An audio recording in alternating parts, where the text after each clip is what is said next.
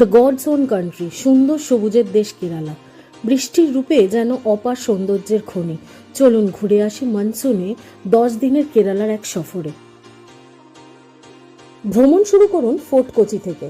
প্রাচীন church, Dutch cemetery, Chinese fishing net, art গ্যালারিতে ভরপুর এই শহর ইতিহাস এবং সংস্কৃতির এক অপরূপ চিত্রপট।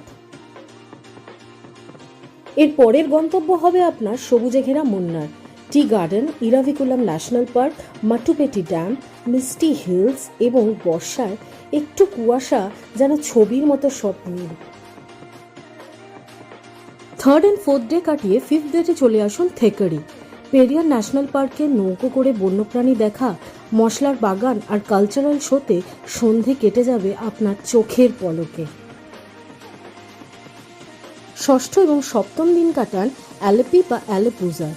অ্যালেপির ব্যাকওয়াটার হাউসবোটে কাটানো রাত এক স্বপ্নের মতো অভিজ্ঞতা। বৃষ্টির শব্দে হ্রদের বুকে রোমাঞ্চকর ঘোরাফেরা।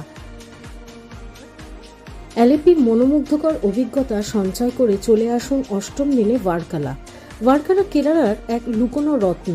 সমুদ্র আর ক্লিফের মেলবন্ধন, কফি শপ আর যোগা রিট্রিটে পরিপূর্ণ এই জায়গা সত্যিই অনন্য। তবে হ্যাঁ, সানসেট দেখতে ভুলবেন না। শেষ গন্তব্য কোভালাম। সূর্য স্নানে মাখামাখি এই সৈকত শহরে আছে শান্তি, স্নান আর স্পায়ের আবেশ। আর হ্যাঁ, মাছপ্রেমীদের জন্য কিন্তু এই জায়গা একদম আইডিয়াল।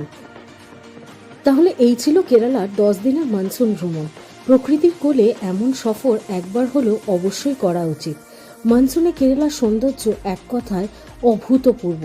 তাহলে আপনার পছন্দের জায়গা কোনটা কমেন্টে কিন্তু অবশ্যই জানাবেন।